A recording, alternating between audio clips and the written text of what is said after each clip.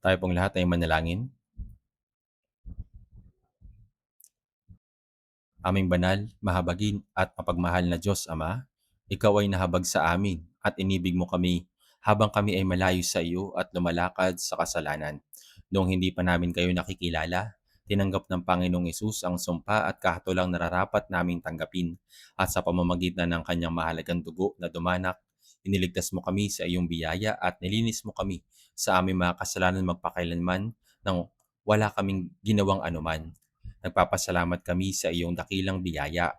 Ngayon, kami mga tinubos mo sa pamamagitan ng mahalagang dugo ng Panginoon ay nagpapasalamat sa iyo sa pagtitipon ng magkakasama sa harapan mo upang papurihan ng dakilang biyaya at pag-ibig mo, matuto sa iyong salita at magkaroon ng fellowship sa banal na kapulungan kasama ng Panginoon. Nananampalataya kaming kasama ka namin ngayon. Pakiusap, tingnan mo po ang bawat isa sa amin. Hawakan mo ang bawat isa sa amin ng iyong mahabaging kamay at sa pamamagitan ng iyong pag-ibig, salita at sa kapangyarihan ng Espiritu Santo, gawin mo kaming ganap at matatag upang makapamuhay kami na walang anumang kahihiyan bilang mga anak ng Diyos. Gayon din, tulungan mo kaming ipahayag ang buhay na walang hanggan at maluwalhating pag-asa na ibinigay mo sa amin sa mga kaawa-awang mga kaluluwa.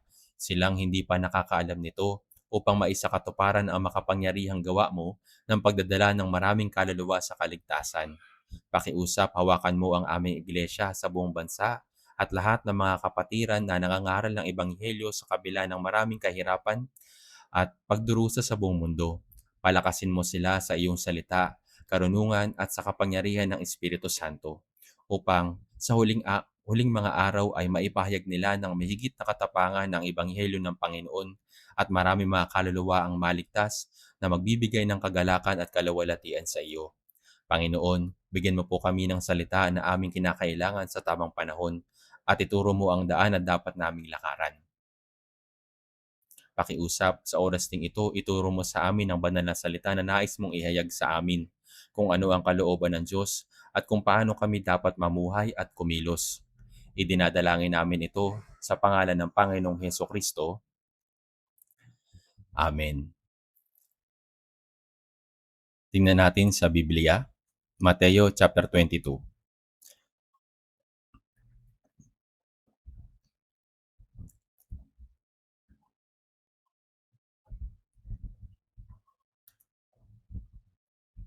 Mateo chapter 22,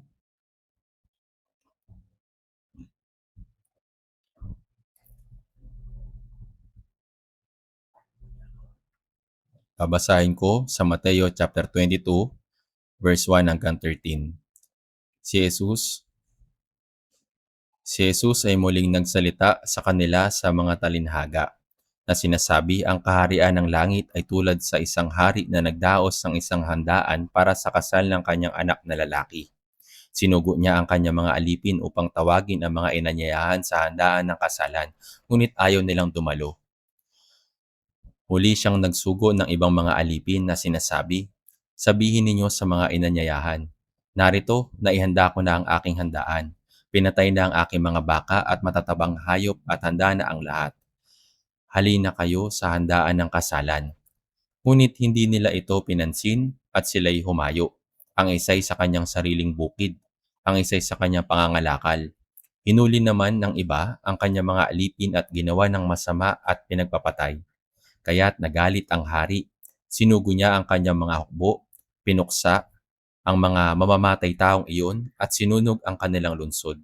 Pagkatapos sinabi niya sa kanyang mga alipin, handa na ang kasalan, ngunit hindi karapat-dapat ang mga inanyayahan. Kaya pumunta kayo sa mga pangunahing lansangan at anyayahan ninyo sa handaan ng kasalan ang sinumang makita ninyo. Lumabas ang mga aliping iyon sa mga lansangan at tinipon nila ang bawat matagpuan nila, masama man o mabuti. Kaya't napuno ng mga panauhin ang kasalan. Ngunit nang pumasok ang hari upang tignan ang mga panauhin, may nakita siya roong isang tao na hindi nakadamit pang kasal. Sinabi niya sa kanya, "Kaibigan, paano ka nakapasok dito na hindi nakadamit pang kasal?" Ngunit hindi siya nakapagsalita. Kaya't sinabi ng hari sa mga lingkod, "Kapusin ninyo ang mga paa at mga kamay niya at itapon ninyo siya sa kadiliman sa labas. Doon ay ang pagtangis at ang pagangalit ng mga ngipin, sapagkat marami ang tinawag, ngunit kakaunti ang pinili.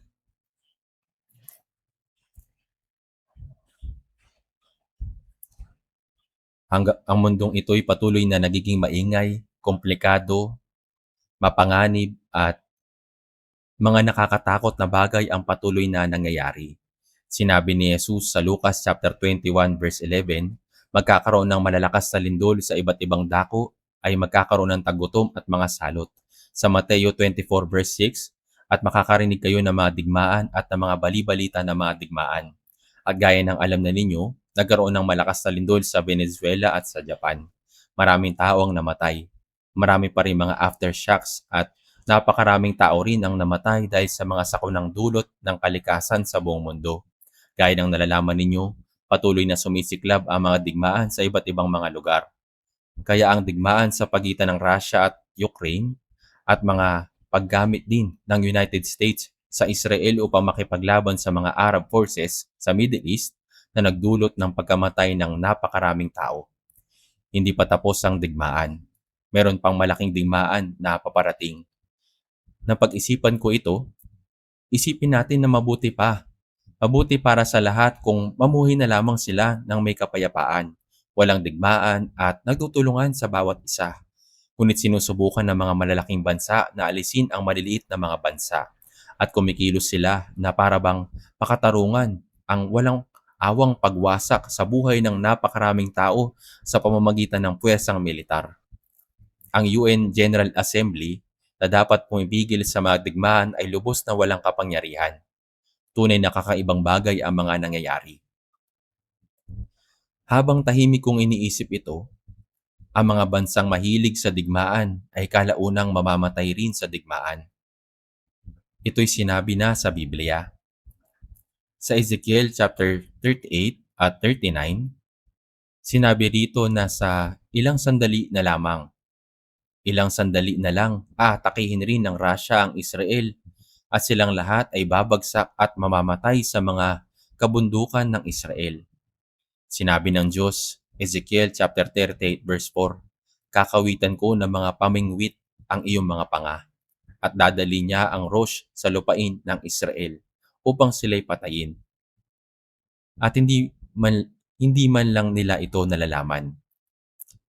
Ang China rin ay may napakalaking hukbo, at kung titingnan sa Apocalypse chapter 16, kapag mangyayari ang digmaan sa Armageddon, kanilang pakikilusin ang kanilang hukbo na may 200 milyon at sila'y tutungo sa gitnang silangan. Silang lahat ay papanaw, gaya ng mga taong hangal sa mundong ito na tumatakbong walang kamalay-malay na sila'y mamamatay. Napakahirap itong maintindihan.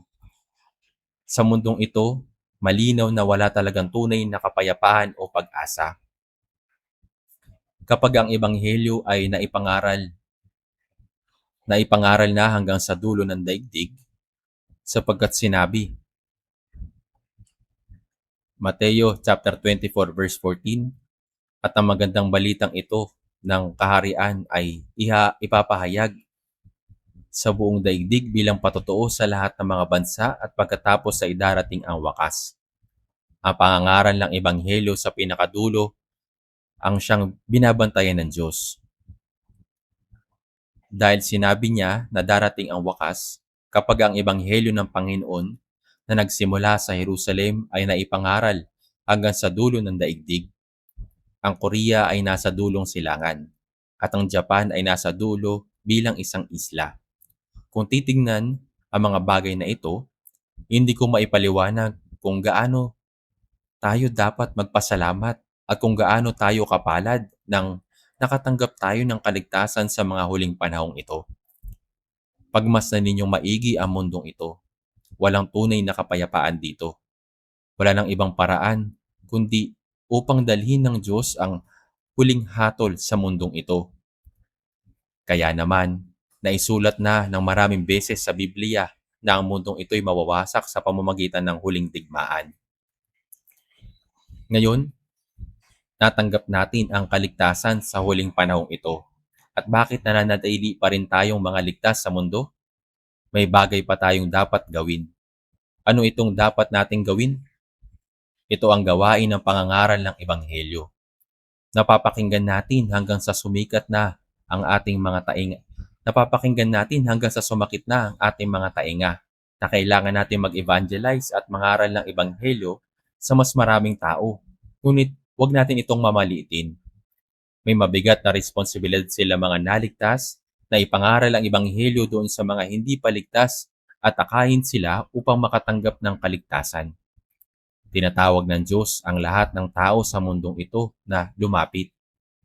Kung titignan sa awit 50 verse 1, sinabi po doon, ang makapangyarihan, ang Diyos na Panginoon ay nagsalita at tinatawag ang lupa mula sa pagsikat ng araw hanggang sa paglubog niyon. Ang makapangyarihang Diyos, ang Diyos na lumikha ng sanlibutan at lahat ng mga bagay at namamahala sa kasaysayan ay nagsalita at nagsabi, tinatawag niya ang lupa mula sa pagsikat ng araw hanggang sa paglubog niyon. Tinatawag niya silang bumalik sa Diyos sa pamamagitan ng kanyang biyaya. Kung titignan ninyo sa Isaiah chapter 1 verse 18, pumarito kayo ngayon at tayo mga tuwiran sa isa't isa, sabi ng Panginoon. Bagaman ang inyong mga kasalanan ay tulad ng matingkad na pula, ang mga ito'y magiging mapuputi na parang niebe. Bagaman ito'y mapulang mapula, ang mga ito'y magiging parang balahibo ng tupa. Sinabi ng Biblia na kapag ikaw ay pumarito, ang iyong mga kasalanan ay mapapatawad. Ito'y espesyal na paanyaya ng Diyos. Kaya ang pamagat ng mensahe ngayon ay ang paanyaya ng Diyos sa handaan. Ang Diyos ay naghanda ng nakakamanghang handaan para sa lahat ng mga tao at kanyang inaanyayahan ang lahat na pumarito at makibahagi rito.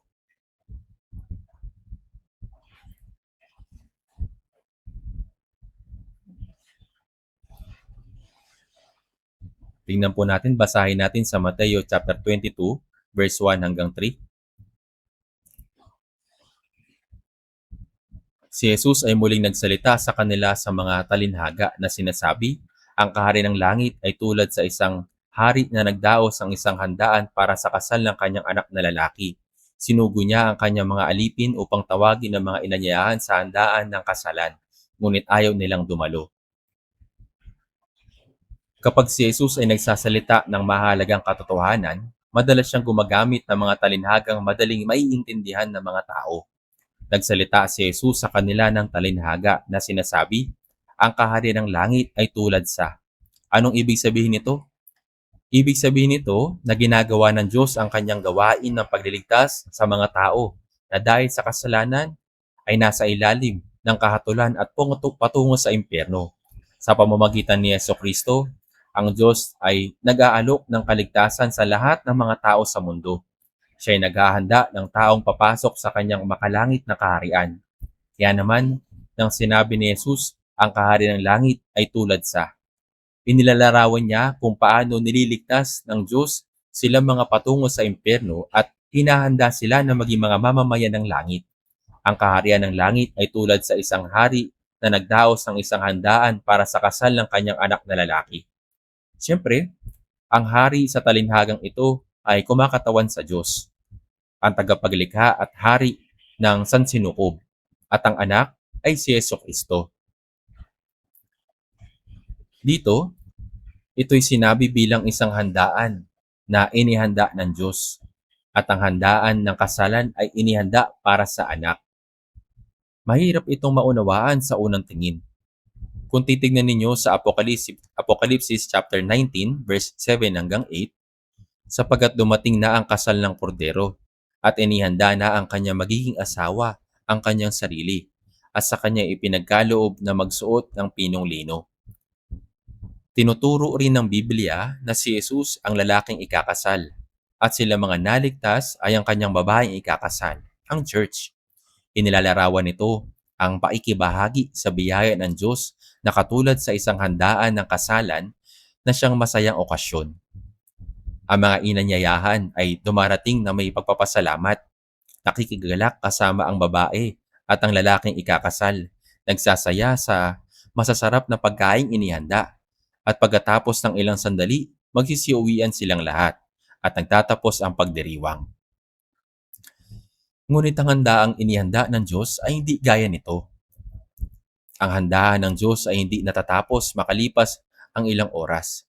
Ito'y nagsimula sa mundong ito at magpapatuloy sa walang hanggan. Ito'y maluwalhating handaan para sa kaluluwa. Isang handaan na nagdadala sa atin sa kanyang biyaya, sa kanyang kaharian, at sa huli, patungo sa walang hanggang kaluwalhatian ng langit. Sinasabi ng talata na ang hari ay naghanda ng handaan para sa kanyang anak. Ito'y nagtuturo sa atin, una, na ang kaluwalhatian ng anak ay ang kaluwalhatian ng ama. Ang hari ang host ng handaan, ngunit ang anak ang pangunahing tauhan.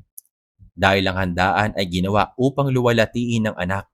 Ang gawain ng Diyos sa kaligtasan sa pamamagitan ni Jesucristo ay para sa kaluwalhatian ng Diyos Ama at ni Jesucristo na siyang anak. Nang magdaos ang hari ng maharlikang handaan, hindi siya nag-anyaya ng mga tao ng basta-basta. Maingat niyang pinipili ang mga nais niyang parangalan at personal niyang iniimbitahan silang magpunta. Kahit ngayon, bago mangyari ang isang kasalan, pinapadala ang mga imbitasyon. Ang bride at groom ay nagpapadala ng mga imbitasyon sa kanilang mga kamag-anak, kaibigan at kakilala na sinasabi, ang aming kasal ay gaganapin sa ganitong petsa, sa ganitong oras, sa ganitong lugar. Sana makadalo ka, makisaya sa amin, basbasan ng aming pagsasama at makibahagi sa aming kagalakan. Sa parehong paraan, ang hari sa talinhaga ay nagpapadala ng mga imbitasyon. Pagkatapos, habang papalapit na ang oras ng handaan sa kasalan, siya ay nagsusugo muli ng kanyang mga lingkod upang paalalahanan ang mga naimbitahan at sabihin sa kanila na nakahanda na ang lahat. Ngunit sa kasulatan, tumanggi silang magpunta, na para bang wala talaga silang interes. Bakit ganoon ang naging tugon nila? Bakit po ganito yung naging tugon nila sa paanyaya ng hari? Sila'y tumanggi. Ayaw nilang dumating, ayaw nilang magpunta. Tumanggi silang magpunta. Ang hari ay nagpadala ng espesyal na imbitasyon sa kanyang mga lingkod upang ihatid ito. Sa talinhagang ito, ang hari ay naglalarawan sa Diyos at ang mga lingkod ay naglalarawan sa mga propeta. Ang mga tao na unang inanyayahan ay ang mga Israelita. Alam niyo na po ito. Gayunpaman, sinasabi ng Biblia na ayaw nilang dumalo. Sinabi ba ng hari, kung ayaw nilang pumunta, ay kalimutan niyo na sila? Hindi po. Sa halip ay nagsugo pa siya ng iba pang mga alipin. Ang haring ito'y talagang matiyaga at masigasig sa pagpapaabot ng kanyang paanyaya. Inutusan niya ang kanyang mga alipin na sinasabi, sabihin ninyo sa mga inanyayahan, narito, naihanda ko na ang aking handaan. Pinatay na ang aking mga baka at matatabang hayop at handa na ang lahat. Pumunta kayo sa handaan ng kasalan. Ngayon, ang imbitasyon ay naging mas detalyado. Pag-isipan natin kung gaano kalaking paghahanda ang ginawa ng hari para sa ganitong handaan ng kasalan. Sinabi niya, naihanda ko na ang aking handaan. Pinatay na ang aking mga baka at matatabang hayop at handa na ang lahat. Subalit, hindi ito pinansin ng mga tao. Wala silang interes. Sinasabi ng mga talata, ngunit hindi nila ito pinansin at sila'y humayo. Ang isa'y sa kanyang bukid at ang isa ay sa kanyang pangangalakal at ang iba naman ay hinuli ng mga alipin ng hari at ginawa ng masama at pinagpapatay. Na-imagine niyo po ba ang ganitong pangyayari?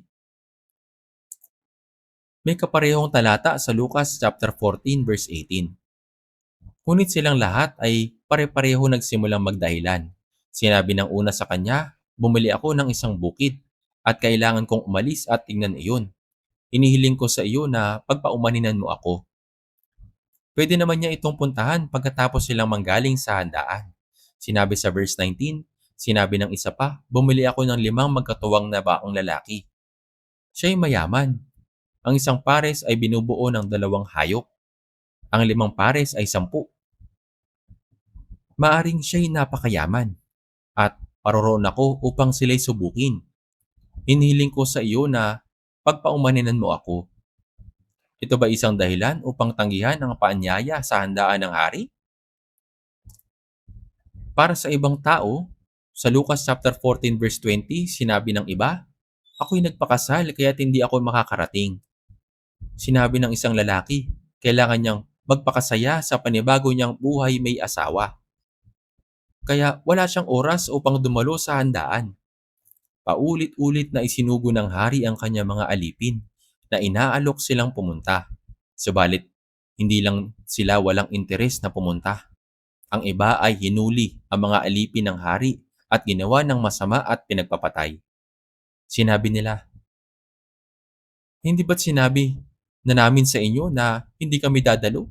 Bakit patuloy niyo kaming kinukulit? Sinabi na namin na hindi kami pupunta. Pagkatapos ay hinuli nila ang mga alipin na isinugo ng hari, ginawan sila ng masama at pinagpapapatay sila. Nai-imagine niyo po ba yung ganitong pangyayari? Hindi lang nila tinanggihan ang handaan ng hari. Ng mga alipin ay paulit-ulit na nagsasabi sa kanila na pumunta sa handaan, sinabi nila, bakit patuloy niyo kaming kinukulit?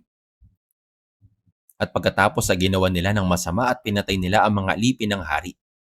Ito'y hindi isang fairy tale. Ito isang tunay na pangyayari.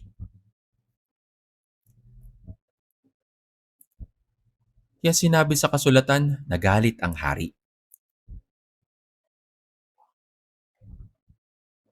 Sinugo niya ang kanyang mga hukbo, pinuksa ang mga mamamatay taong iyon, at sinunog ang kanilang lungsod. Sa pagkakataong ito, hindi na nagsugo ang hari ng mga alipin. Sa halip ay sinugo niya ang kanyang mga hukbo, sapagkat ginawa nila ng masama at pinagpapapatay. Pinagpapapatay nila ang mga alipin ng hari.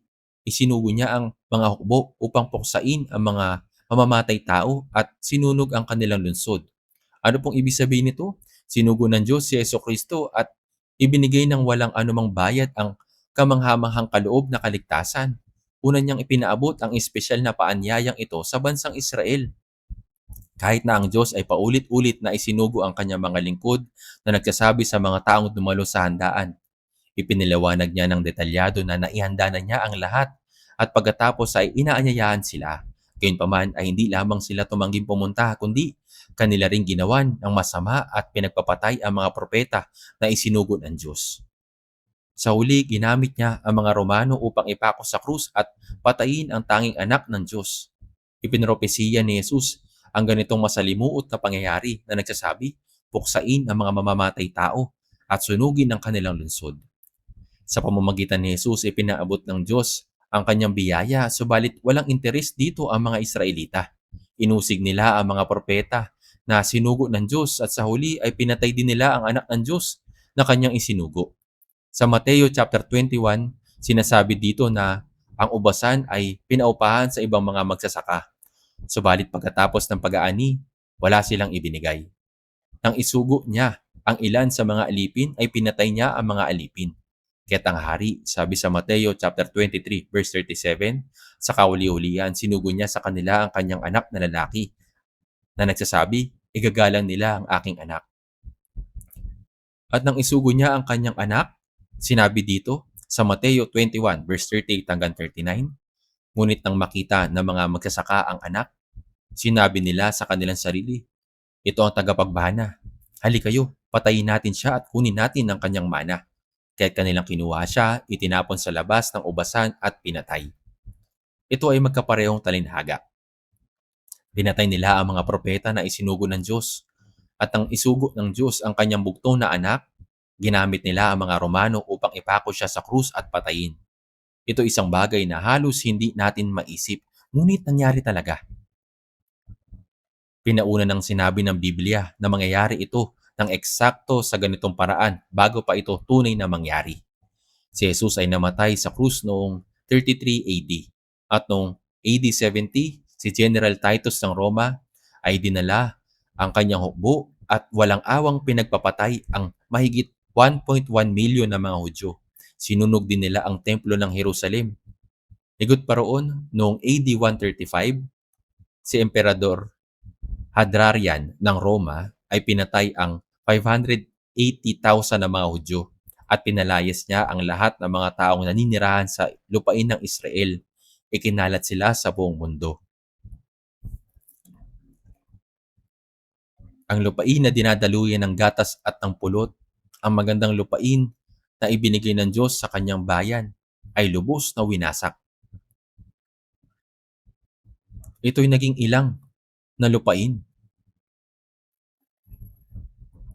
Ito isang tunay na kasaysayan sapagkat tinanggihan ng mga Hudyo ang biyaya ng Diyos at si Kristo. Winasak sila ng Diyos, sinunog ang kanilang templo at pinalaya sila at kinalat sa buong mundo. Saan man sila magpunta, ang mga Hudyo ay walang mapaglagyan ng kanilang mga paa at sila'y nagdusa sa lahat ng uri ng kapigatian at pinagpapapatay sila.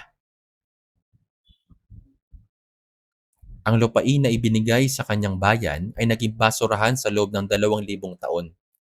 Mula dito ay makita natin kung gaano kateribleng parusa ang sinapit ng mga Hudyo dahil sa pagtanggi nila sa espesyal na paanyaya sa handaan ng kasalan ng Diyos. Ang kasalang ito hindi ordinaryong kasalan. Una, ang katotohanan na ang kasalang ito ay inihanda ng Diyos para sa kanyang anak ay nangangahulugan na ang kaluwalhatian ng anak ay kaluwalhatian ng Ama. Gaya ng sinabi sa Isaiah chapter 43 verse 25, Ako nga ang siyang pumapawi ng iyong mga pagsuway alang-alang sa akin at hindi ko alalahanin ang iyong mga kasalanan. Ang Diyos na nagpatawad ng ating mga kasalanan at nagligtas sa atin. Ang pagkakaroon ng habag sa atin ay pangalawa na lamang. Ang una at higit sa lahat, ito'y para sa kaluwalhatian ng Diyos. Bakit ganito? Ipagpalagay natin, kung ang mga taong nilikha ayon sa larawan ng Diyos ay mapuntang lahat sa impyerno, ang Diyos sa madaling salita ay nabigo. Kung may isang tao na maraming anak na lalaki, pagkatapos silang lahat ay namatay, ano pong dahilan ang natitira para sa kanya? Ang espiritu ay nilikha ayon sa larawan ng Diyos.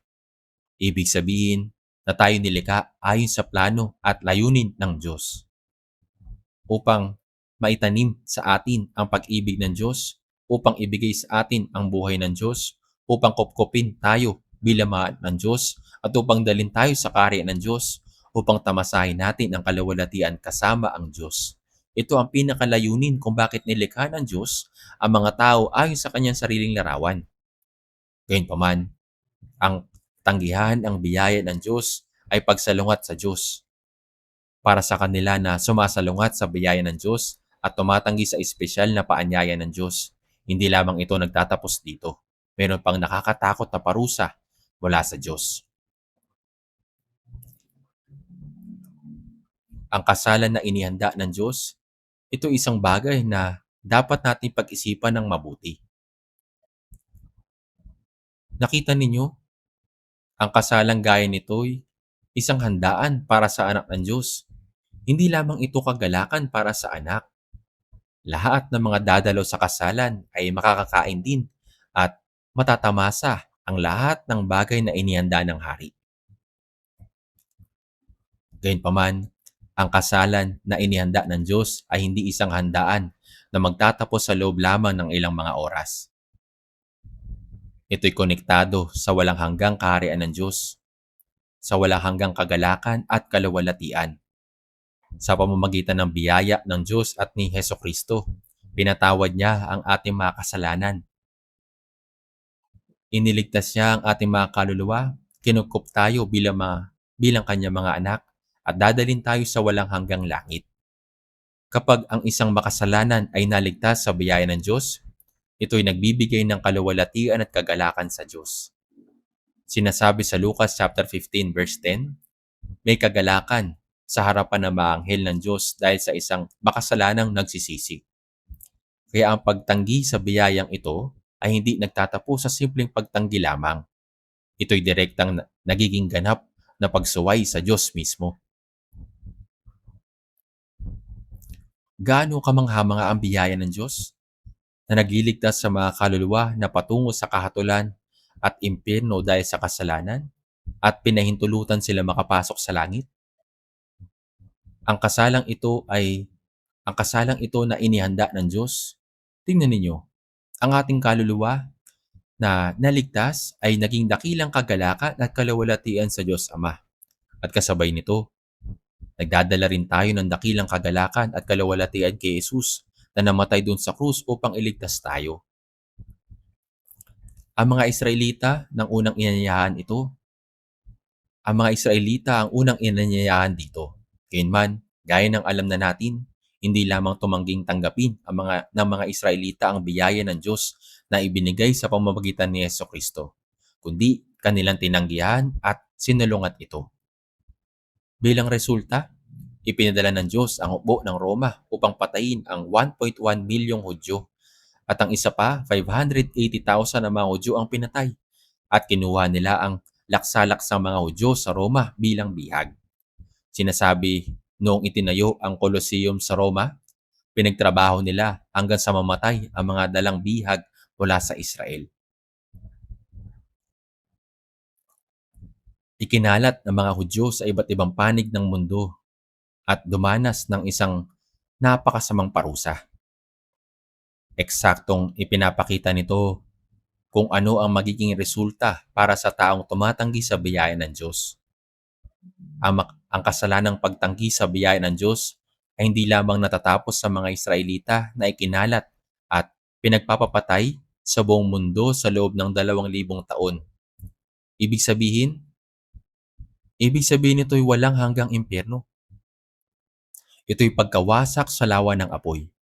Sa pamamagitan ng bansang Israel, ipinakita muna ng Diyos ang maiksing paglalarawan ng biyaya na kanyang ibibigay sa buong mundo.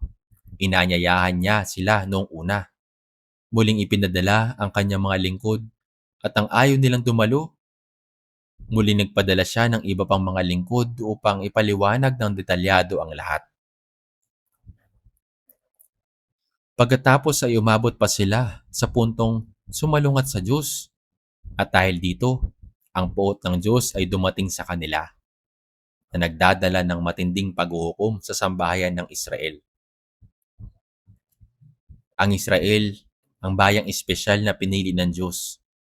Ikinalat niya sila sa buong mundo sa mahabang panahon sa loob ng 2,000 taon. Isipin niyo lamang kung gaano katagal ang 2,000 taon. Ang bansang Israel ay nawala sa mundo. Ang bayang pinili ng Diyos ay nawala. Ang lupain na ibinigay sa kanila ng Diyos ay naging isang desyerto at tigang na lupain. Ngunit noong May 14, 1948, ang Israel ay nagdeklara ng pagiging malaya. Matapos ang halos 2,000 taon, ito'y muling naging malayang bansa.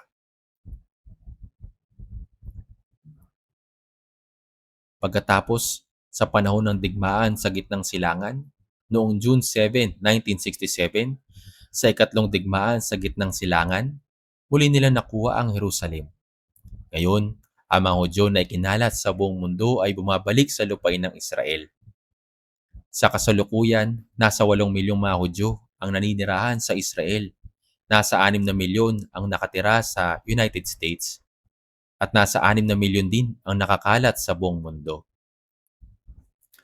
Gayunpaman, ang mga Arabong bansa, ang Israel na naging malaya matapos ang 2,000 taon ay katulad ng isang tinik sa kanila. Nais nilang alisin ito. Sinubukan nilang labanan sila sa una, ikalawa at ikatlong digmaan sa gitnang silangan sa pagtatangkang wasakin ang Israel. Ngunit sa halip, palagi silang natatalo. Tila magagawa nilang burahin agad ang Israel, ngunit hindi nila magawa. Kaya, sa mga bansang Arabo, ang Israel ay tinuturing na tinik sa kanilang tagiliran. Nais nilang alisin ang tinik na iyon sa pamamagitan ng ganap na pagbura sa Israel mula sa lupain. Maraming mga bansa na sumasalungat sa Israel. Isa sa nangunguna dito ngayon ay ang Iran. Kaya, sinabi sa Ezekiel chapter 38 verse 5, ito'y binabanggit. Ang Persya ay dating pangalan, ngunit kalaunan, ito'y pinalitan sa pangalang Iran. Ang Iran ay sumusubok na bumuo ng mga nuclear weapon upang wasakin ang Israel. Sinasabi na nakapaghanda na sila ng mahigit na 400 kilograms ng uranium. Ang layunin ng pagbubuo ng mga nuclear weapon ay para alisin sa mapa ang Israel. Sa katunayan, hindi nila kailangan ng maraming nuclear weapon. Ang sukat na lamang ng Israel ay katulad ng Negros Island sa Pilipinas. May 8 milyong Hudyo lamang ang naninirahan sa Israel. Kaya nang atakihin ng Hamas ang Israel, inaasahan nila na mawawasak ito kaagad sa pamamagitan ng pagpapalipad ng libo-libong Qassam rockets ng minsanan. Ngunit ano ang nangyari? Sa halip, 10,000 mga tao sa Gaza ang namatay. Mukhang malilipol agad ang Israel. Gayunpaman, hindi ito ang nangyari. Bakit po? Dahil sinasabi ng Biblia na kapag ang Israel ay nagtipon muli sa lupain nito, matapos ikalat sa buong mundo, may dahilan ito. Nawasak ang Israel dahil tinanggihan nila si Kristo. Ngunit pinanumbalik ng Diyos ang Israel upang ipakita na siya mismo ay buhay pa. Sinabi sa Ezekiel chapter 36, sinasabi na pinanauli ng Diyos ang Israel, hindi dahil ang bansa ay karapat-dapat na kaawaan, kundi dahil sa kanyang banal na pangalan. Dahil sa kanyang banal na pangalan. Sinabi sa Ezekiel chapter 36 verse 21, hindi ito alang-alang sa inyo o sambahayan ni Israel na malapit na akong kumilos, kundi alang-alang sa aking banal na pangalan na inyong nilapastangan sa mga bansa na inyong pinuntahan. Nang mawasak ang Israel, sinabi ng mga tao, hindi ba sila'y bayang pinili ng Diyos? Yabang Israel ay naglaho. Ibig sabihin nito na ang kanilang Diyos ay patay. Bakit ang lupaing ibinigay sa kanila ng Diyos ay naging disyerto at tigang na lupain? Ang Diyos ay patay na. Kaya bagaman ang Israel ay bumagsak, himalang pinanumbalik ng Diyos ang Israel upang patunayan na siya'y buhay pa rin. Ang katotohanan na ang Israel ay bumalik sa kanilang lupain matapos ng 2,000 taon at naging isang malakas na bansa ay isang bagay na hindi mangyayari na hiwalay mula sa kapangyarihan ng Diyos. Ngunit hindi ito nauunawaan ng mga bansang salungat sa Israel. Ang paglaban sa Israel ay paglaban sa Diyos. Sa aklat ni Jeremias, sinasabi po doon sa Jeremias chapter 31 verse 35 to 36. Ganito ang sabi ng Panginoon na nagbibigay ng araw bilang liwanag sa maghapon at ng mga takdang kaayusan ng buwan at ng mga bituin bilang liwanag sa gabi na nagpapakilo sa dagat upang umugong ng mga alon niyon. Ang Panginoon na makbo ang kanyang pangalan. Kung ang takdang kaayusan nito ay humiwalay sa harapan ko, sabi ng Panginoon, ang bihin ng Israel ay hihinto sa pagiging isang bansa sa harapan ko magpakailanman. Ang subukang alisin ang Israel ay paglaban mismo sa Diyos. Parang pwedeng mawasak ang Israel sa isang iglap, ngunit hindi. Kaya maging ang 4 na Iranian scientists na involved sa paggawa ng nuclear weapon ay nagawang patayin ng Israel habang sila ay nasa Iran. Ang pananauli ng Israel ay ebidensya na ang Diyos ay buhay. Ngayon, pag-isipan natin ang patungkol sa pagiging na inihanda ng Diyos para sa sangkatauhan.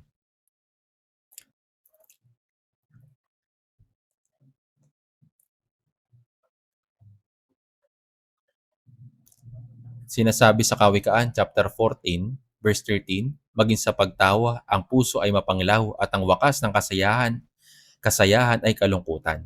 Pero ang ganitong talata, maging sa pagtawa ang puso ay mapanglaw at ang wakas ng kasayahan ay kalungkutan. May kasabihan din sa Korea, kahit habang tumatawa, maring may pasaning libong utang. Ang pagdiriwang ng tao ay tila masaya, ngunit ang kasiyahang iyon ay panandalian lamang. Pagkatapos, ang mga tao ay babalik sa kanilang mga alalahanin, kabalisaan at pagdurusa. Maging sa pagtawa ang puso ay mapanglaw at ang wakas ng kasayahan ay kalungkutan. Walang tunay at magtatagal na kasiyahan para sa sangkatauhan. Hindi dahil kumakain ng maayos, kumakanta, sumasayaw at nagsasaya ang mga tao sa isang salo-salo ay nawawala na ang kanilang mga alalahanin. Hindi maaari. Maraming taon na ang nakalipas, may isang maliit na isla sa Yosu na tinatawag na Ongdo. May ginawang daan patungo sa isla. Isang araw, matapos dumaan doon sa paglalakad, ako'y pabalik at na makita ko ang babaeng nakadamit ng malinis na suot ng isang Korean traditional hanbok. Siya ay siya ay lasing na lasing at nagdudulot ng gulo sa daan. Ilang mga lalaki ang dumadaan at sinasabi, "Ma'am, tama na. Anong problema?" Sumagot siya, "Ako'y mayroong mga alalahanin at mga problema. Gusto ko lamang makalimutan ito ng sandali."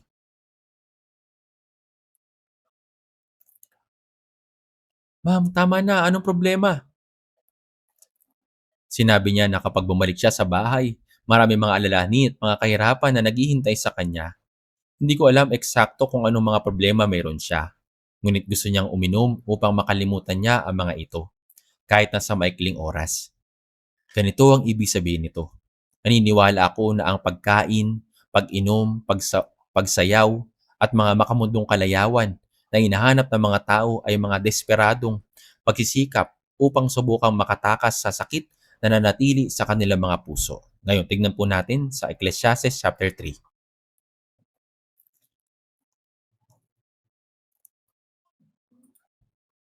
Ecclesiastes chapter 3 verse 10.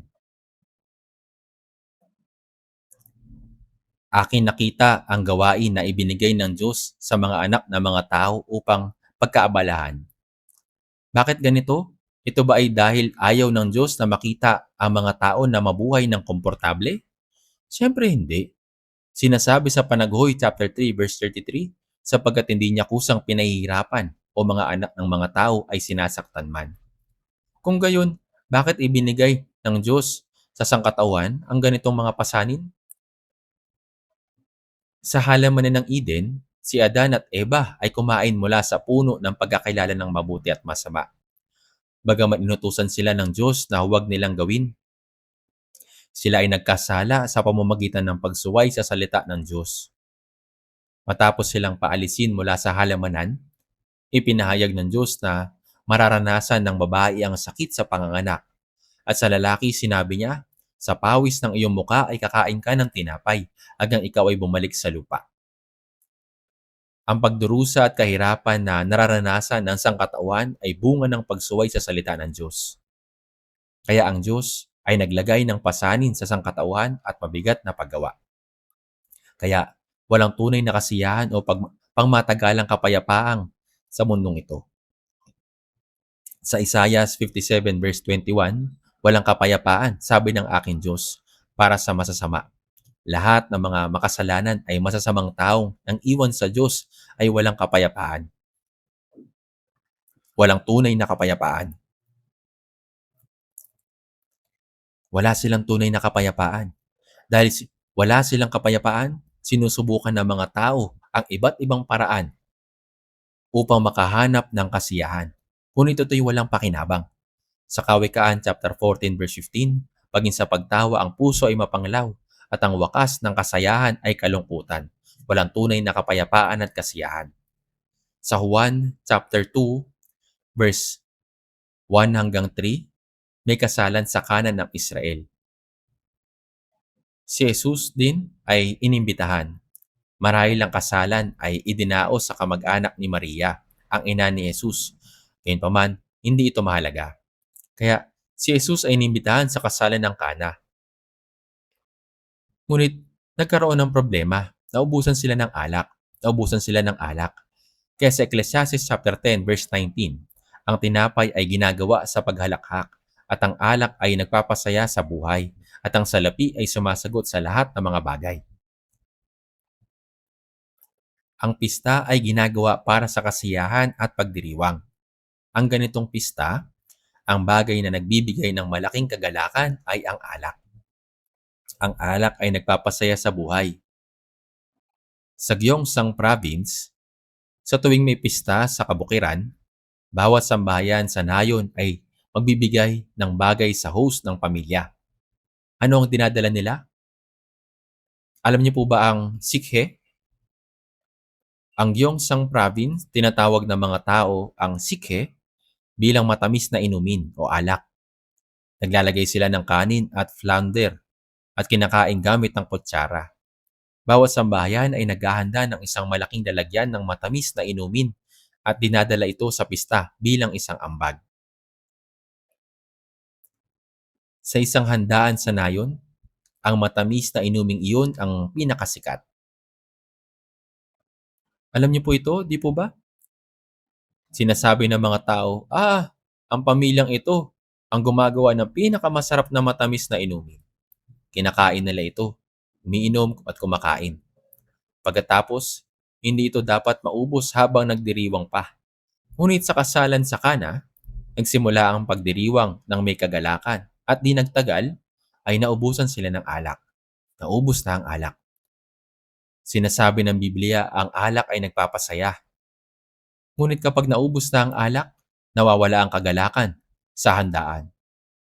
Ito'y pagdiriwang pa rin.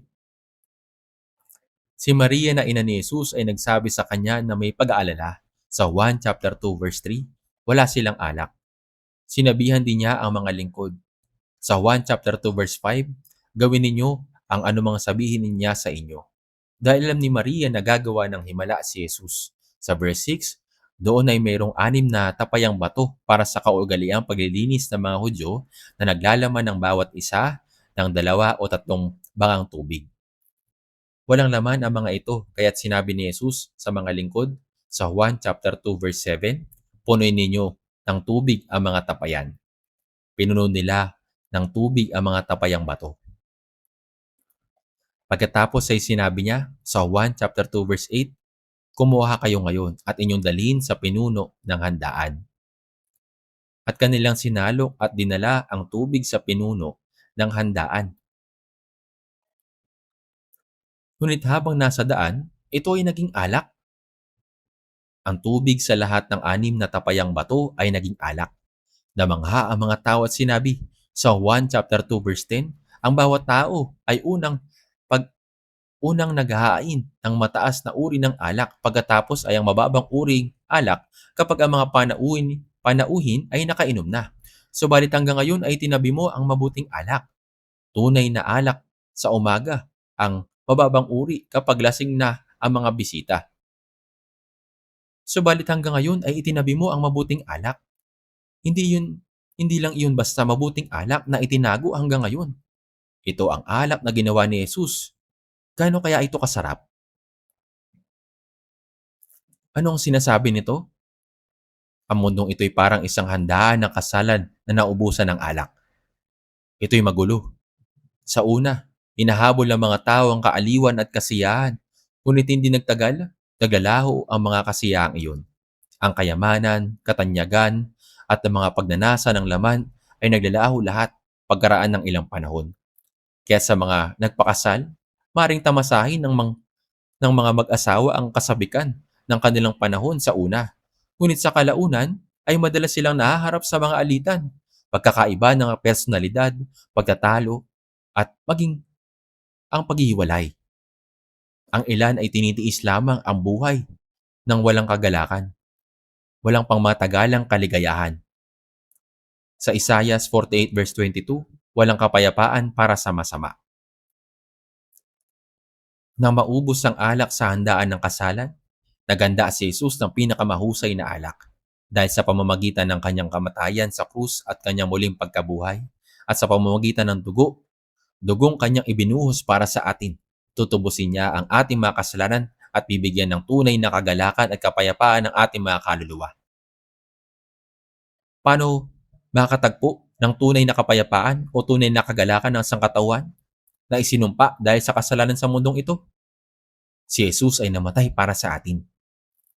Pinatawad ang ating mga kasalanan magpakailanman sa pamamagitan ng pagdanak ng kanyang mahalagang dugo at binigyan tayo ni Jesus ng tunay na kapayapaan at kagalakan. Binigyan din niya tayo ng pag-asa ng buhay na walang hanggan at tayo makakapasok sa langit. Sa mga awit 4 verse 7, ikaw ay naglagay ng kagalakan sa aking puso kaysa nang ang kanilang butil at alak ay sagana. Ang mga naligtas ay may kagalakan sa kanilang mga puso, kaysa na ang kanilang butil at alak ay sagana. Ang kagalakang ibinibigay ng Panginoon ay higit pa sa lahat ng kasaganaan sa lupa na kailangan ng ating laman. Bagong alak na kinalulugdan ng mga tao. May kapayapaan ang mga naligtas. Sa Juan chapter 14 verse 27, sinabi ni Jesus, "Kapayapaan ang iniwan ko sa inyo. Ang aking kapayapaan ang ibinibigay ko sa inyo. Hindi gaya ng ibinibigay ng sanlibutan ang ibinibigay ko sa inyo." Sinabi ng Panginoon na iniiwan niya sa atin ang kapayapaan. Ito hindi tulad ng anumang inaalok ng mundong ito. Ang kapayapaan ng mundo ay mabilis na naglalaho, ngunit ang kapayapaang ibinibigay ng Panginoon ay nananatili magpakailanman. Kagaya po ng sinabi sa isang himno, "It is well with my soul. It is well with my soul." With my soul. Ang kapayapaang ito, matapos itong matanggap sa ating mga puso, kahit ang panahon ng kalungkutan ay mapagtitiisan natin.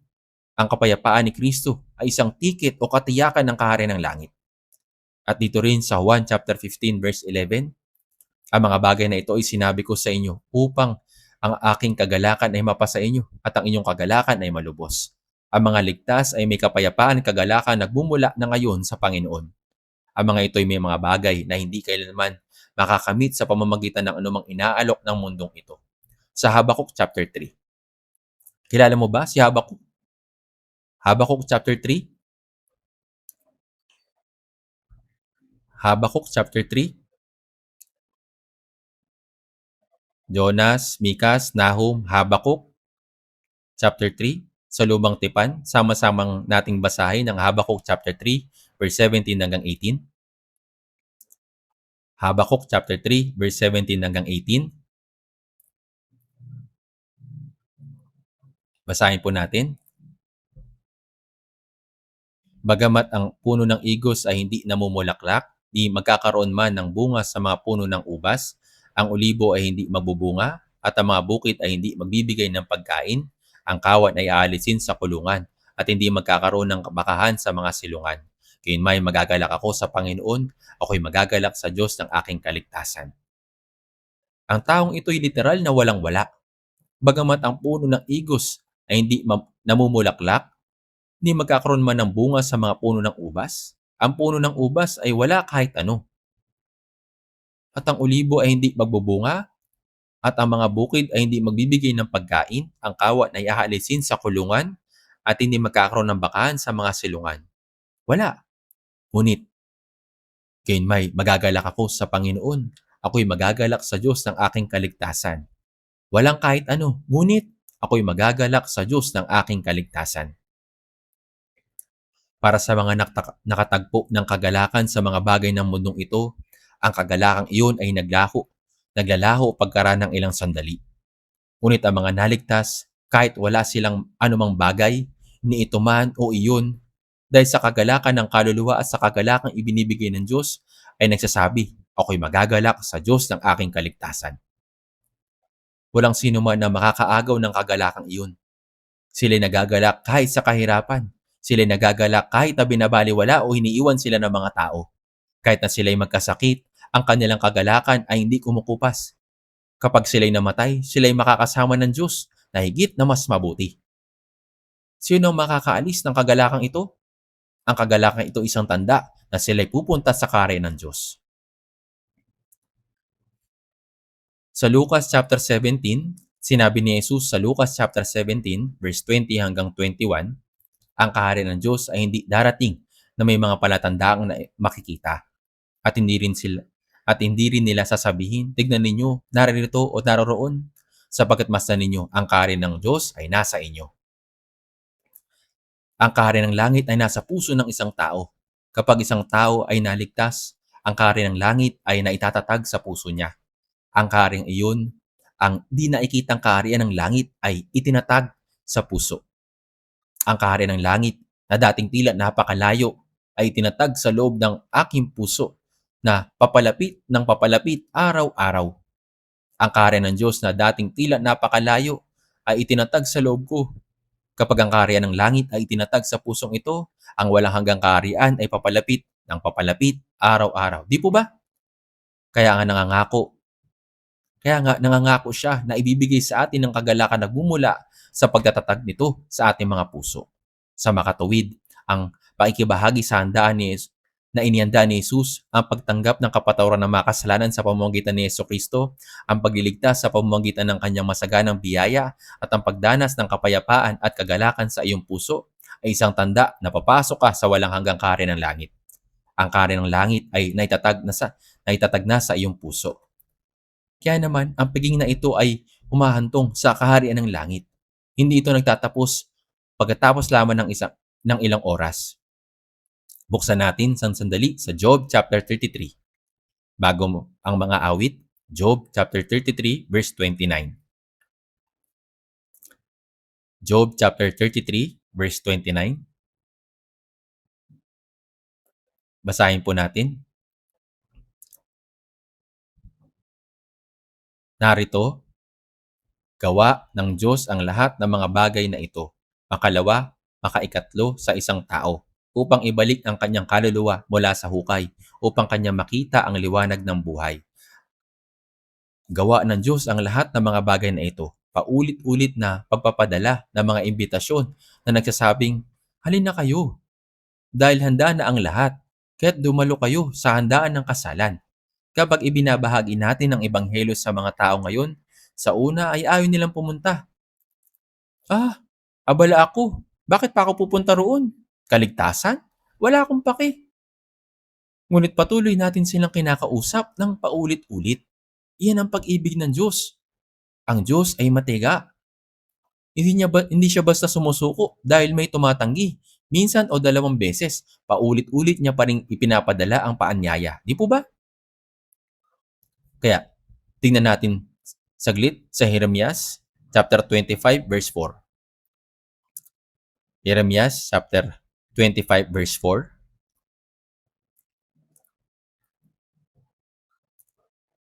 Jeremias chapter 25 verse 4. Hindi kayo nakinig, ni ikiniling man ninyo ang inyong mga tainga upang makinig, bagaman patuloy na isinugo ng Panginoon sa inyo ang lahat niyang mga lingkod na propeta. Patuloy na sinugo ng Panginoon sa inyo ang lahat niyang mga lingkod na propeta. Ang mga lingkod na iyon, ang mga propeta na mga lingkod ng Diyos. Isinugo niya sila ng buong puso, ngunit hindi kayo nakinig. Hindi man lang ninyo ikiniling ang inyong tainga upang makinig. Paulit-ulit niya silang sinugo. Patuloy silang tinatanggihan ng sambahayan ng Israel. Ang sambahayan lang ba ng Israel? Kahit ngayon, ang ebanghelyo na unang ibinigay ng Diyos sa mga Hudyo ay kinuha sa kanila at ipinangangaral sa mga hintil sa buong mundo. Sinabihan tayo na lumapit at makinig sa salita ng Diyos upang magtamo tayo o magtamo ng buhay na walang hanggan, tunay na kagalakan at kapayapaan, at magkaroon ng pag-asa na maliligtas ang ating mga kaluluwa, tatanggap ng buhay na walang hanggan at makakapasok sa langit. Ngunit, ang mga tao ay abala sa pamumuhay sa mundong ito, kaya sinusubukan nilang huwag isipin ang langit o impyerno. Sinasabi ng Diablo, "Hoy, huwag kang mag-alala tungkol dyan. Ang buhay sa mundong ito ay sapat na abala. Saan ka pa makakahanap ng oras para isipin ang mga ganoong bagay?" Kaya nang sinasabi sa unang 1 chapter 2 verse 15, huwag ninyong ibigin ang sanlibutan, ni ang mga bagay na nasa sanlibutan. Sapagkat ang lahat ng nasa sanlibutan, ang masamang pagnanasa ng laman, ang pagnanasa ng mga mata at pagmamataas ng buhay, ay katulad ng bunga ng puno ng pagkakilala ng mabuti at masama sa Genesis chapter 3 verse 6, na mabuting kainin, nakakalugod sa paningin, na dapat nasain upang maging matalino. Hindi lahat nagmumula sa Ama ay nagmula sa sanlibutan. Ang sanlibutan at ang pagnanasa nito ay lumilipas. Lahat ng ito'y maglalaho sa isang iglap.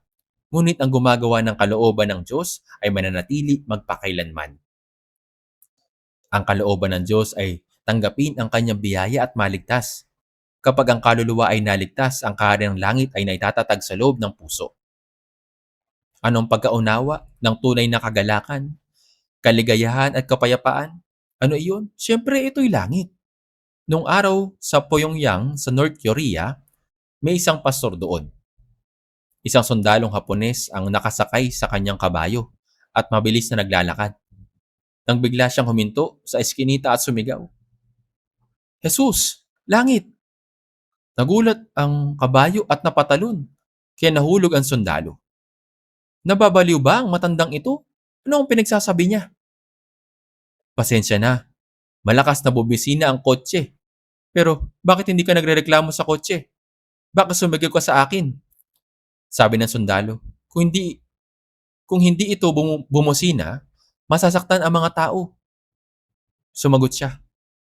Kung hindi ako magsasalita, mapupunta ang mga tao sa impyerno. Maniwala kayo kay Jesus at pumunta sa langit. Ano na? Hoy, matandang lalaki, nasaan ang langit? Meron nga. Kung may branch, dapat may headquarter. Dahil may branch ang langit sa puso ko, mayroong walang hanggang langit. Papatayin kita. Kaya sinabi niya, mas mabuti kung papatayin mo ako. Diretso na ako sa langit. Oh, ano ang gagawin ko para sa mamang ito? Iyan si Pastor Choi Bong-sok. Ang palayaw niya ay, Choi, makapangyarihan. Totoong nangyari ito. Hindi ko ito gawa-gawa. Narinig ko ito mismo. Para sa isang tao na ang puso ay nasa langit, kung ang puso nila ay nasa langit, matatakot ba sila sa kamatayan? Kapag namatay sila, dediretso na sila sa langit. Gawa ng Diyos ang langit, ang lahat ng mga bagay na ito, makalawa, upang ibalik ang kanyang kaluluwa mula sa hukay, upang kanya makita ang liwanag ng buhay. Paulit-ulit na pinapadala ng Diyos ang kanyang mga sugo upang iligtas ang mga tao. Kung tatanggihan mo ang paanyaya ng Diyos sa kasalan, haharapin mo ang paghuhukom ng Diyos. Ang ating kaligtasan ang nagdadala ng kagalakan sa Diyos. Si Jesus ang pinuno ng handaan at nang tayo ay naligtas, tayo ay naging bida sa handaang iyon. Tayo naging babaeng ikakasal. Pwede bang maganap ang kasalan kung lalaking ikakasal lang? Dapat mayroong babae ikakasal. Kaya naman sa Apocalypse chapter 19, verse 7 hanggang 8, pinaliwanag na dumating na ang kasal ng kordero at inihanda na ang kanyang magiging asawa ang kanyang sarili. At sa kanya ipinagkaloob na magsuot ng pinong lino, makintab at malinis, sapagkat ang pinong lino ay ang matutuwid na gawa ng mga banal. Ang handaang ito ay hindi ordinaryo. Hindi po ito ordinaryong handaan.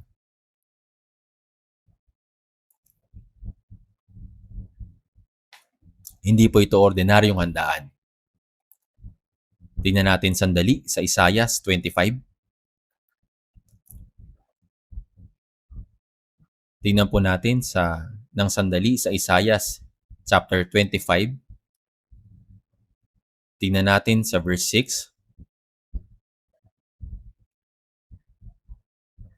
Isaiah chapter 25. Babasahin ko mula verse 6 ng dahan-dahan mula sa Isaiah chapter 25 verse 6 hanggang 8. At sa bundok na ito ay gagawa ang Panginoon na mahubo sa lahat ng mga bayan ng isang kapistahan ng matatabang bagay. Ang isang kapistahan ng mga nilumang alak ng matatabang bagay na puno ng utak, ng mga lumang alak na totoong dinalisay. At kanyang wawasakin sa bundok na ito ang takip na inilagay sa lahat ng mga bayan at ang lambong na iniladlad sa lahat ng bansa. Lulunukin niya ang kamatayan magpakailanman at papahirin ng Panginoong Diyos ang mga luha sa lahat ng mga muka. Ang paghamak sa kanyang bayan ay maaalis sa buong lupa, sapagkat ang Panginoon ang nagsalita.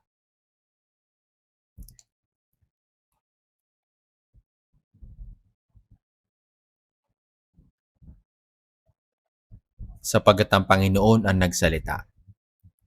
Dito rin, sinabi ng Diyos na naghanda siya ng kapistahan para sa lahat ng mga tao.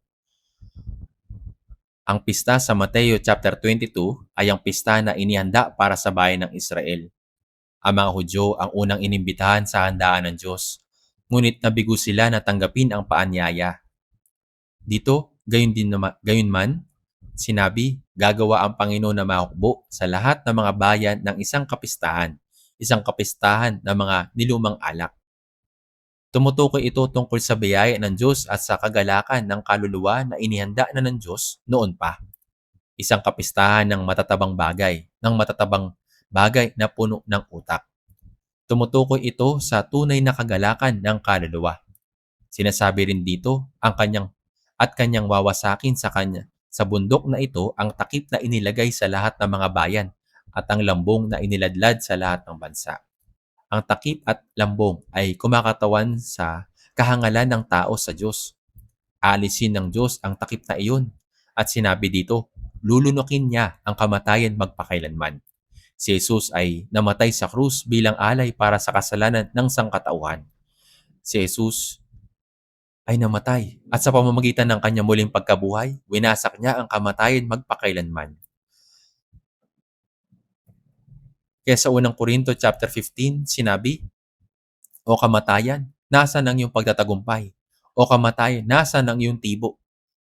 At sa verse 57, subalit salamat sa Diyos na nagbibigay sa atin ng pagtatagumpay sa pamamagitan ng ating Panginoong Hesukristo. Ang isang taong ligtas ba ay natatakot sa kamatayan? Hindi po. Ang kamatayan ba ay nakakatakot para sa isang ligtas na mananampalataya? Ganun ba? Hindi po. Kung sa palagay mo natatakot ka sa kamatayan, pakiusap, lumapit ka sa akin at mag-usap tayo. Ang taong ligtas ba ay natatakot mamatay? Ang mga tao sa sanlibutan ay takot sa kamatayan. Kaya naman sinasabi nila, mamamatay na ako sa lamig, mamamatay na ako sa gutom, sobrang busog ko, mamamatay na ako sa saya, at namamatay sila. Kapag ang isang taong ligtas ay namatay, kayunman, lahat ng pagdurusa ng mundong ito ay matatapos. Ang pagsubok sa kasalukuyang panahon ay matatapos at papasok siya sa walang hanggang kapahingahan at walang hanggang kagalakan. Kung ganoon, ang kamatayan ay tunay na kahangahangang bagay para sa mga anak ng Diyos. Noon, ang USS Pueblo, isang naval intelligence ship, ay nahuli sa silangang karagatan at dinala sa North Korea. Ang mga tauhan ay pinagbintangan na paninigtik o pangi-espiya at ang barko ay hinuli. Ang barkong iyon ay nasa North Korea pa rin hanggang ngayon. Ang mga Amerikanong ito ay kinulong sandali bago sila pinalaya kalaunan. Isa sa mga nahuling sundalo ay nagbigay ng kanyang patotoo kalaunan. Habang siya'y sinisiyasat, sinabi sa kanya ng isang North Korean officer, mamamatay ka na mamayang 10:00 ng gabi. Bumalik ang sundalo sa kulungan at sinabi sa kanyang mga kapwa sundalo, makatagpo ko na ang Panginoon mamayang 10:05. Anong ibig niyang sabihin? Ang ibig niyang sabihin ay kapag namatay siya ng 10:00 ng gabi, pagkatapos ng 5 minuto, makakasama na niya ang Panginoon. Pagkatapos niya itong sabihin, humiga siya sa kama at natulog ng mahimbing. Siya'y payapa. Hindi siya natatakot. Ang taong iyon ay tunay na Kristiyanong naipanganak na muli. Siya'y tunay na Kristiyanong naipanganak na muli. Sa aklat ng mga gawa, nang pinatay ni Haring Herodes si Santiago, natuwa ang mga Hudyo. Kaya hinuli rin niya si Pedro at kinulong ito at binabalak niyang patayin kinabukasan. Ngunit alam ni Pedro na mamamatay na siya kinabukasan. Gayunman ay nakatulog siya ng mahimbing ng gabing iyon at ginising si Pedro ng isang anghel, ngunit hindi siya magising. Tinipik siya ng anghel sa tagiliran at sinabi, bumangon kang madali. Nang buksan ni Pedro ang mga mata niya, ang mga kadena ay nalaglag. Ang akala ni Pedro ay nananaginip siya, ngunit ang pintuan ng kulungan ay kusang bumukas at lumabas si Pedro. At pagkatapos ay iniwan siya ng anghel. Saka lang naunawaan ni Pedro na, ngayon natitiyak ko na sinugo ng Panginoon ang kanyang anghel at iniligtas ako mula sa lugar na iyon. Alam ni Pedro na mamamatay siya sa susunod na araw. Paano siya nakatulog ng gayong kahimbing? Kung alam mo na papatayin ka kinabukasan, makakatulog kaya ka sa gabi? Gayunman si Pedro ay nakatulog ng payapa. Gayun din, ang Amerikanong manalayag na iyon ay alam na mamamatay siya. Gayunman ay nakatulog siya ng payapa. Bakit? Dahil alam niya na sa sandali na lamang ay makakatagpo na niya ang Panginoon. Pag-isipan niyo po ito. Bakit tayo kailangan matakot sa kamatayan? Kapag ang isang tao ay takot sa kamatayan, siya ay magiging matatakutin. Ngunit ang taong hindi natatakot sa kamatayan ay walang anumang katatakutan. Wala siyang anumang katatakutan.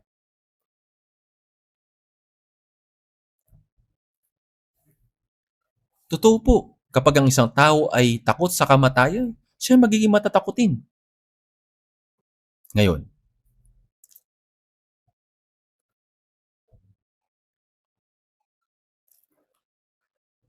tingnan po natin sa Isaiah chapter 55. Isaiah chapter 55.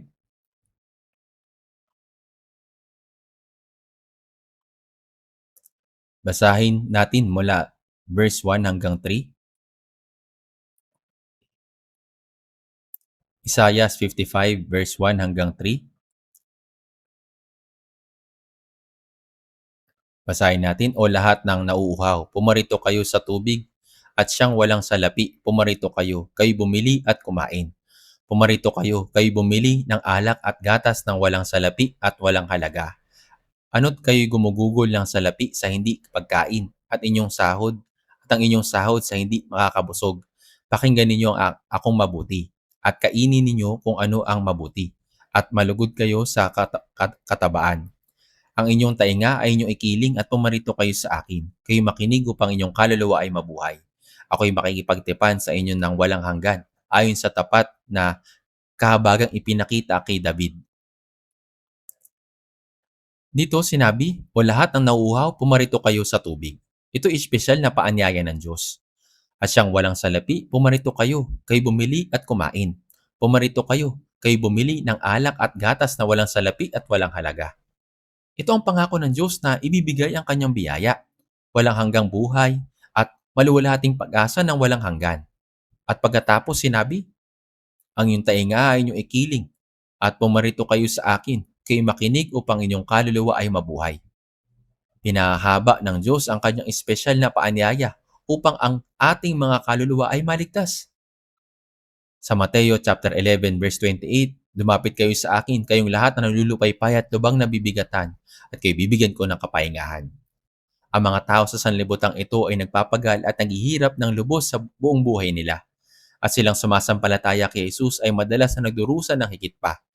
Dahil maliban sa karagdagang pasanin na dinadala ng mga hindi mananampalataya, kanilang dala rin ang pasanin ng kasalanan at pasanin ng kautusan. Kaya naman, sinasabi ng Panginoon, lumapit kayo sa akin, kayong lahat na nalulupaypay at lubang nabibigatan, at kayo bibigyan ko ng kapahingahan. Ito ang kanyang pangako na bigyan ng tunay na kapahingahan at kapayapaan ng ating mga puso. Kaya naman sa Ebanghelyo ni Juan sinasabi, sa Juan chapter 7 verse 37 hanggang 39, nang huling araw ng dakilang araw ng pista, si Jesus ay tumayo at sumigaw na nagsasabi, kung ang sino man na nauuhaw, lumapit siya sa akin at uminom.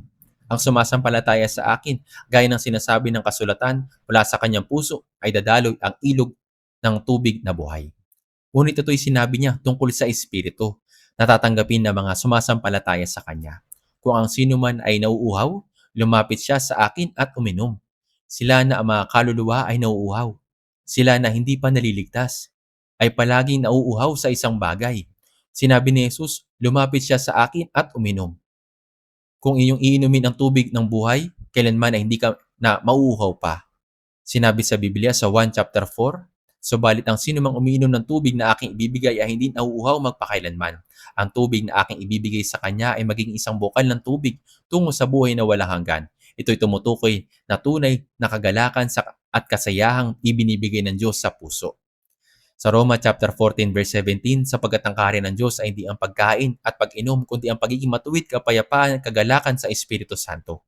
Ang kaharian ng Diyos ay hindi tungkol sa paghahanap ng kasiyahan sa pagkain at pag-inom. Sa halip, ito'y tungkol sa katwiran na naisa sa katuparan, kapayapaan na itatatag at kaligayahan na ibinubunga sa pamamagitan ng banal na Espiritu. Nangahulugan ito na ang kaharian ng Diyos ay natatag sa puso. Ang kaharian ng Diyos ay dapat munang maitatag sa ating mga puso bago tayo pumasok sa walang hanggang kaharian sa langit. Sinasabi ng ilang mga tao, napakamiserable ng buhay. Gusto ko nang mamatay at pumunta agad sa langit. Ngunit kung ang puso ng isang tao ay gaya ng impyerno, paano nga siya makakapasok sa langit? Ganito ba talaga kagulo ang puso mo? Kaya mga kapatid, ang tunay na kaligayahan at kapayapaan ay dapat mangyari sa ating mga puso. Tingnan natin sa Kawikaan, chapter 15. Ang Kawikaan po ay pagkatapos ng mga awit. Kawikaan, chapter 15, verse 15. Kawikaan, chapter 15, verse 15. Lahat ng mga araw ng naapi ay kasamaan, ngunit siyang may masayahing puso ay laging may kapistahan. Lahat ng mga araw ng naapi ay kasamaan. Sila ay laging mukhang mabigat, ang kalooban at tila laging nagdurusa. Subalit siyang may masayahing puso, sila ang mga ligtas na tao. Mayroong laging may kapistahan, palaging mayroong kapistahan sa kanilang mga puso, sapagkat inaanayaan sila ng kapistahan ng Diyos, kaya sila'y palaging maligaya kasama ang Diyos. Oo, ito'y nakakamangha. Kaya kapistahan ng Diyos, kung may mayamang tao ang nag-imbita sa atin, pagbibigay siya ng pagkakataon na manirahan sa magandang bansa kung saan namumuhay ng maayos ang mga tao. At kung ibibigay niya ang lahat ng kailangan, kung gayon, pupunta ba sila sa kanyang handaan o hindi? Maring nais mong pumunta roon, tama po ba? Dahil maaring ka makapanirahan sa magandang bansa habang buhay at makukuha nila ang lahat ng kailangan nila. Ngunit walang ganitong pagkakataon. Gayunman, hindi ito maiahambing sa kapistahan ng Diyos. Kung inaanyayahan tayo ng Diyos sa kanyang kapistahan, doon ay walang pagdurusa, sakit, kalungkutan at pagpapagal. Ang ating tanging naroroon lamang ay kapayapaan at kaligayahan ng Diyos. Dadali niya tayo roon at bibigyan niya tayo ng tunay na kaligayahan, kapayapaan. Hindi ito magagawa para sa atin ng mayamang tao. Tanging ang Diyos lamang ang maaagawan nito para sa mga taong inaanyayahan sa kanyang kapistahan. Ito'y nakakamanghang kapistahan, sapagkat ang ating espiritu ay maliligtas at magkakaroon tayo ng tunay na kaligayahan at kapayapaan. Magkakaroon tayo ng mana sa kaharian ng Diyos. Gano ito kamangha-mangha? Sabi sa Isaiah 35 verse 10, at ang kalukutan at pagbubuntong hininga ay maglalaho. Ito ay nakakamanghang mga salita. Ang kalungkutan at ang pagbubuntong hininga ay maglalaho. Papawiin ng Diyos ang mga luha sa ating mga mata. Sa Apokalipsis chapter 21, kapag tayo pumasok na sa bagong langit, bagong lupa, sa Apokalipsis chapter 21 verse 14, at papahirin niya ang bawat luha sa kanilang mga mata. Sinasabi ng Biblia na bibigyan tayo ng Diyos ng tunay na kaligayahan sa lugar kung saan may kalungkutan, kamatayan ay mayroong ding pagluha. Gayunman, bibigyan tayo ng Panginoon ng buhay na walang hanggan at pag-asa. Papawiin niya ang mga luha sa ating mga mata. Kung minsan may pagkakataon na lumuluha tayo sa mundong ito, gayunman, kapag pumasok na tayo sa langit, papahirin niya ang mga luha natin magpakailanman. Wala nang luha doon. Dahil doon ay wala nang kamatayan. May kapistahan ng Diyos. Wala nang luha. Dahil doon ay wala nang kamatayan. Merong kapistahan ng Diyos.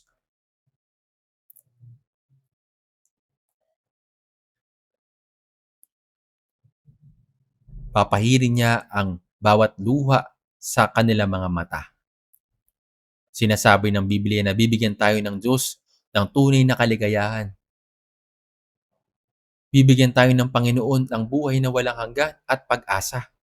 Papawiin niya ang mga luha sa ating mga mata. Wala nang luha dahil doon. Dahil doon ay wala nang kamatayan. May kapistahan ng Diyos. Buksan natin sa Mateo chapter 22. Mateo chapter 22 verse 3 hanggang 6. Mateo chapter 22 verse 3 hanggang 6. Sinugo niya ang kanyang mga alipin upang tawagin ang mga inanyayahan sa handaan ng kasalan. Ngunit ayaw nilang dumalo. Muli siyang nagsugo ng ibang mga alipin na sinasabi, sabihin ninyo sa mga inanyayahan, narito, naihanda ko na ang aking mga baka at matatabang hayop at handa na ang lahat. Hali kayo sa handaan ng kasalan.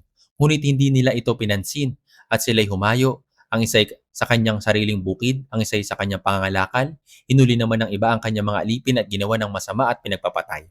Opo, tayo ay mga taong dumalo sa kapistahan ng Diyos. Ginaganap pa rin ngayon ang kanyang kapistahan.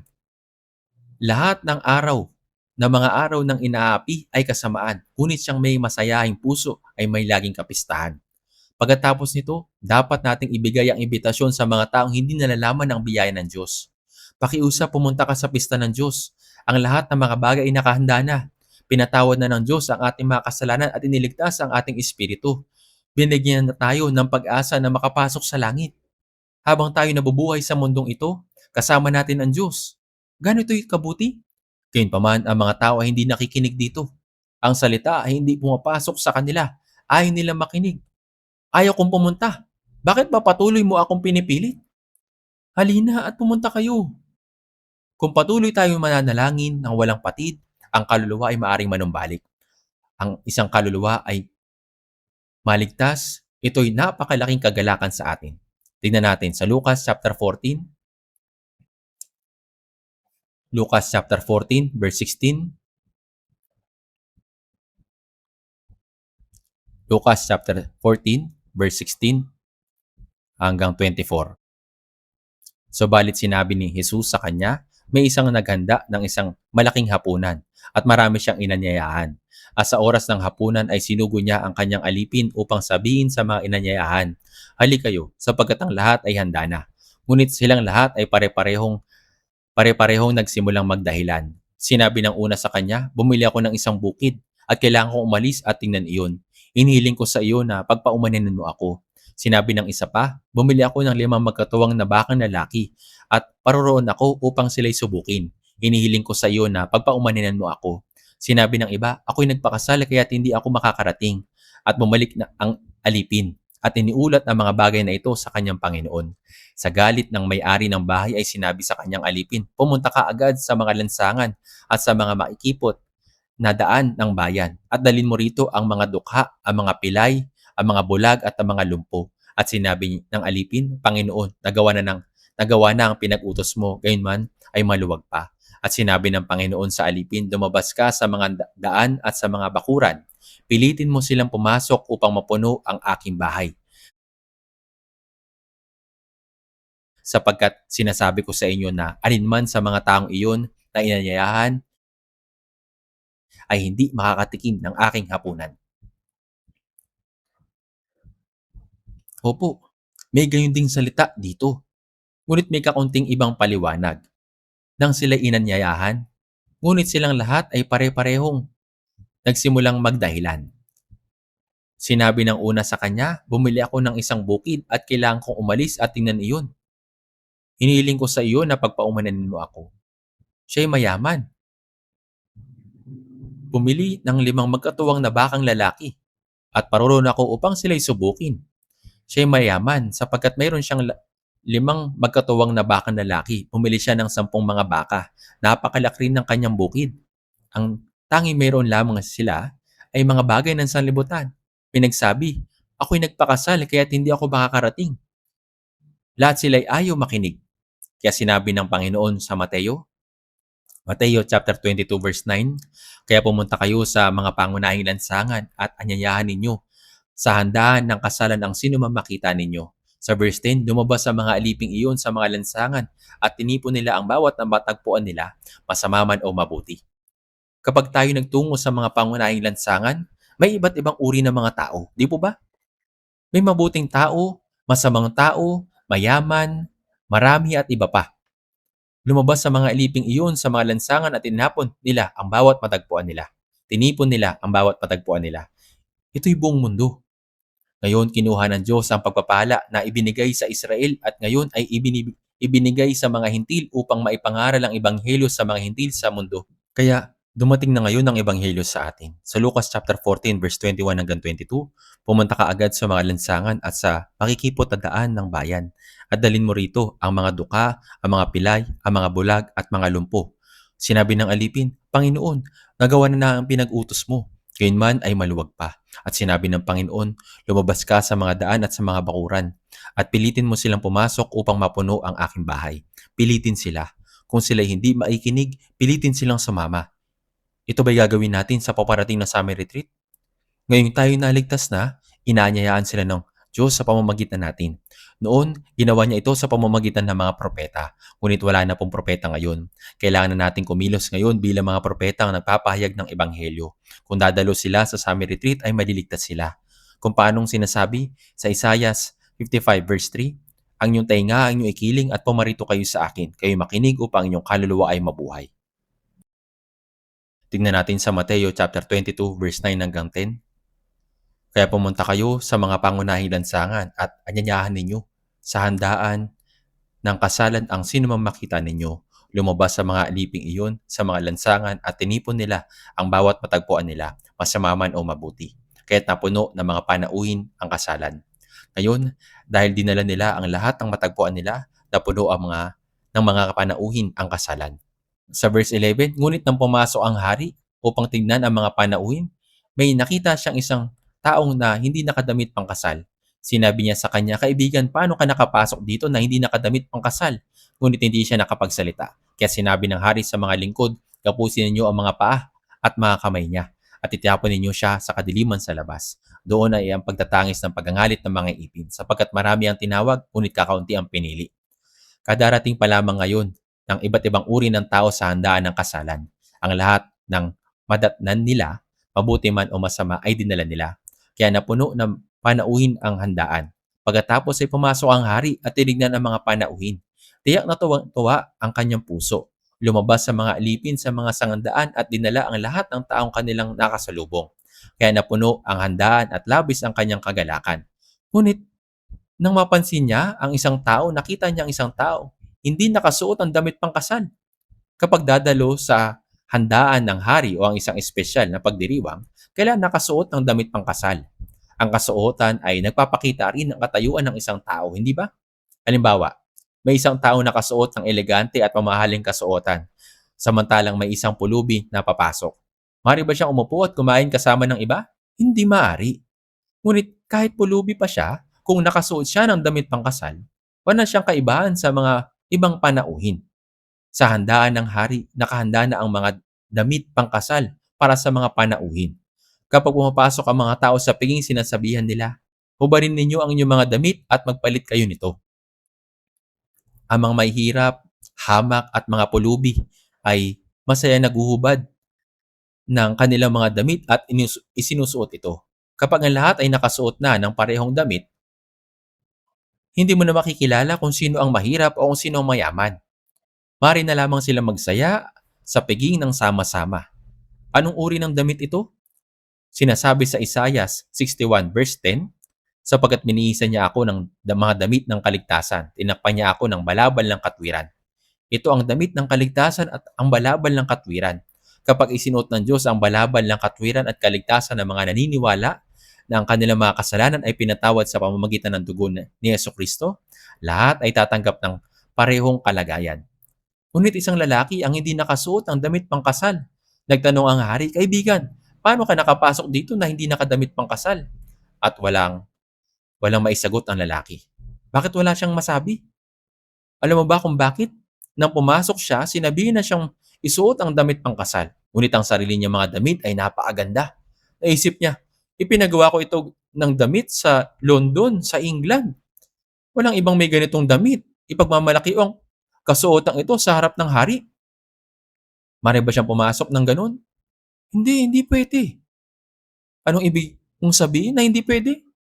Sagot niya, at tuluyan niya siyang pumasok sa piging ng kasalan.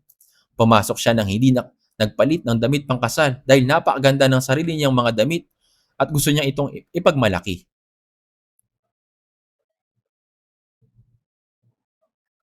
Tingnan natin ang Roma chapter 10. Basahin natin ng sabay-sabay ang Roma chapter 10 verse 2 hanggang 3. Roma chapter 10 verse 2 hanggang 3. Basahin natin ng sabay-sabay. Ako'y makapagpapatotoo na sila may sigasig para sa Diyos, subalit hindi ayon sa kaalaman, sapagkat sa kanilang pagiging mangmang sa katwiran ng Diyos at sa pagsisikap nilang maitayo ang kanilang sariling pagiging matuwid ay hindi sila nagpasakop sa pagiging matuwid ng Diyos. Meron silang sigasig sa Diyos. Gayunpaman, sila hindi nila nalalaman ang katwiran ng Diyos. Kapag tayo haharap sa Diyos, hindi tayo tatayo sa harapan niya ayon sa ating sariling katwiran. Tatayo tayo sa harap niya sa pamamagitan ng katwiran ng Diyos, sa pamamagitan ni Jesucristo. Ngunit ang lalaking ito'y tumangging-tumanggap o tanggapin ang katwiran ng Diyos. Hindi siya nagpasakop dito dahil sinusubukan niyang itatag ang sarili niyang katwiran. Iniutos ng hari, talian ninyo ang kanyang kamay at paa, dalhin niyo siya palayo at itapon ninyo siya sa kadiliman sa labas. Ito'y tumutukoy sa impyerno. Magkakaroon ng pagtangis at pagangalit na mga ngipin. May mga taong pumupunta sa church, kumikilos ng may sigasig, gumagawa ng mabubuting gawa, at tila ginagawa ang lahat ng tama. Ngunit hindi sila ligtas. Sinasabi sa Mateo chapter 22 verse 14, sapagkat marami ang tinawag, ngunit kakaunti ang pinili. Ito ang mga tao nagsisimba, ngunit nananatiling hindi ligtas. Dahil meron silang sariling katwiran, iniisip nila, kung mamumuhay ako ng ganito, sapat na ang aking kabutihan upang humarap sa Diyos. Iginigiit nila ang kanilang sariling katwiran at tinatanggihan ang katwiran ng Diyos. Hindi pa nila naranasan ang kaligtasan o ang pagiging born again. Para sa kanila naangkop ang utos na talian ninyo ang kanyang kamay at paa. Dalhin ninyo siya palayo at itapon ninyo sa kadiliman sa labas. Magkakaroon ng pagtatangis at pagangalit na mga ngipin. May mga taong ganito, mga dumadalo sa pagiging ngunit hindi nagbibihis ng damit ng katwiran. Ngayon, dapat tayo mag-imbita ng maraming tao upang makatanggap sila ng kaligtasan sa darating na retreat. Sinasabi sa Apocalypse chapter 19 verse 9, mapapalad ang mga inanyayahan sa hapunan ng kasal ng kordero. Ito ang hapunan ng kasal ng kordero ng Diyos. Dapat natin silang anyayahan. Dumalo sa pagiging na iyon dahil tayo naligtas na. Ngayon, pagkakataon na natin na gabayan ang iba pa patungo sa Panginoon at tulungan sila makatanggap ng kaligtasan. Ngayon, manalangin na po tayo. Ama naming Diyos, nung kami malayo sa iyo, lumalakad sa kasalanan, nahabag ka sa amin upang iligtas kami. Ang iyong bugto na si Jesucristo ay namatay para sa amin. Nagpapasalamat kami sa iyo sa walang hanggang pagpapatawad sa aming mga kasalanan sa pamamagitan ng mahalagang dugo na kanyang ibinuhos at sa pagtiyak na hindi na kami haharap sa paghukom at paghatol. Nagpapasalamat kami sa iyo sapagkat ipinaunawa mo sa amin at sinampalatayanan ang iyong dakila at kamanghamanghang biyaya. Panginoon, personal kang kumilos sa amin sa darating na summer retreat upang akayin ang maraming kaluluwa sa iyo upang sila'y maligtas. Tulungan mo kaming gabayan ng mga nawawalang kaluluwang iyon sa Panginoon upang marinig nila ang ebanghelyo ng Diyos, maunawaan ang kanyang kamanghamanghang biyaya at matanggap ang kaligtasan. Naway ang kaligtasan ng maraming kaluluwa ay magbigay ng malaking kagalakan at kaluwalhatian sa aming Ama na nasa langit. At hayaan kaming gamitin ng may kahalagahan para sa lahat ng gawaing ito ayon sa iyong kalooban. Idinadalangin namin ito sa pangalan ng aming Panginoong Hesus. Amen.